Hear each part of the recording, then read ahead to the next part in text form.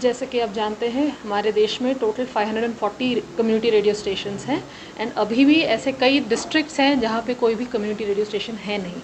तो the main reason और इस वर्कशॉप का मेन उद्देश्य यही है कि सबको कम्युनिटी रेडियो स्टेशन के बारे में बताया जाए और उनको ये अवगत कराया जाए कि भारत सरकार किस तरह से एक कम्युनिटी रेडियो सेटअप करने के लिए किस तरह से उनको सहायता करती है और एक इस माध्यम के द्वारा कैसे एक कम्युनिटी को एम्पावर करती है कि वो अपनी बात रख सके, वो सीख सकें कि क्या what are the new ways of living, किस तरह से ये कम्युनिटी रेडियो उनके जीवन में उनको किस तरह से एम्पावर कर सकता है। तो इसी दृष्टिकोण से हमने ये ऐसे वर्कशॉप्स करना शुरू किया है। इससे पहले भुज में हुआ था, अभी धर्मशाला में हुआ है और कई जगहों पे होगा, जिससे कि नए नए ऑर्गेनाइजेशंस हमसे जुड़ सके, वहाँ पे कम्युनिटी रेडियो लगा सके और देश के हर डिस्ट्रिक्ट में एटलीस्ट मिनिमम एक कम्युनिटी रेडियो स्थापित हो सके। यहाँ पर ये वर्कशॉप केवल नए लोगों को प्रोत्साहित करने के लिए है। तो यहाँ पर हमारे आई थिंक हिमाचल, हरियाणा, पंजाब, ये 3 स्टेट्स से जो भी NGOs हैं, एजुकेशनल इंस्टीट्यूशंस हैं, KVKs हैं, उनसे लोग आए हुए हैं। मंत्रालय में एक स्कीम है support for community radio stations. So ये एक जो 5 वर्षीय स्कीम होती है, जिसके तहत हम एक कम्युनिटी रेडियो को once they set up after 3 months of operationalisation हम उनको मिनिमम 15.6 लाख से लेकर ऑलमोस्ट 24 लाख तक उनको ग्रांट देते हैं for setting up of the community radio station. And अगर नॉर्थ ईस्ट की बात करें तो नॉर्थ ईस्ट में ये ग्रांट थोड़ा बढ़ता है।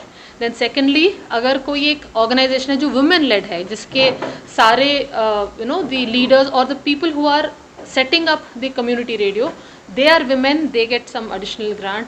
And also if you use green energy, कि अगर सोलर पैनल की वजह से मतलब आपने ग्रीन एनर्जी यूज़ किया है तो उसके लिए भी एडिशनल ग्रांट दिया जाता है। Secondly, we also give grants for emergency. मान लीजिए किसी डिज़ास्टर के दौरान आपका रेडियो के जो भी इक्विपमेंट्स है ख़राब हो गए हैं, आपके ऑपरेशन वो स्टॉप हो गया है, तो then ministry gives emergency grant. Then there is something called grant for content making also. तो जितने भी कम्युनिटी रेडियोज़ ने अपना साल भर जितने भी कंटेंट बनाया है उसको हम इवैल्यूएट करते हैं, और जिसने भी अच्छा काम किया है तो उनको 75,000 पर एनम वो अमाउंट भी देते हैं। इसके अलावा कई सारे नेशनल अवार्ड्स भी हम देते हैं, जिसमें जितनी भी कम्युनिटी रेडियो स्टेशंस हैं वो पार्टिसिपेट करते हैं। जो भी अपना कंटेंट उन्होंने बनाया है उसके बेसिस पे वी जज them and we give them awards. Apart from that, then we have the सम्मेलन्स also, as I was saying, sammelan and workshops. सम्मेलन है जो ऑलरेडी एग्जिस्टिंग कम्युनिटी रेडियोज़ के लिए है, और वर्कशॉप्स हैं नए लोगों को इस सेक्टर में लाने के लिए। So these are all the activities that we undertake from the ministry. Smart संस्था की संस्थापक हूँ। जो ये हम लोग वर्कशॉप्स कर रहे हैं सामुदायिक रेडियो के बारे में जानकारी देने की, जागरूकता फैलाने की, ये ministry of information and broadcasting के लिए हम लोग ये कंडक्ट कर रहे हैं। और हमारा जो मेन मकसद है वो ये है कि हम लोग उन मीडिया डार्क डिस्ट्रिक्ट से लोगों को बुलाएं जहाँ पर एक भी सामुदायिक रेडियो नहीं है। तो हमारे यहाँ इतने सारे डिस्ट्रिक्ट्स हैं और अभी केवल हमारे पास 540 रेडियो स्टेशन हैं, और वो भी कई डिस्ट्रिक्ट्स में जैसे कि सैचुरेटेड है, 6-7 रेडियो सेट हो चुके हैं, और कई सारी ऐसी डिस्ट्रिक्ट्स हैं जिसमें एक भी नहीं है। अगर हम हिमाचल ही की बात करें तो हमारे पास सिर्फ 8 स्टेशंस हैं, जिसमें 2 या 3 तो आपके यहीं पर हैं, कांगड़ा में और धर्मशाला के इर्द गिर्द। तो बहुत सारे ऐसे डिस्ट्रिक्ट्स हैं जहाँ पर एक भी स्टेशन नहीं है।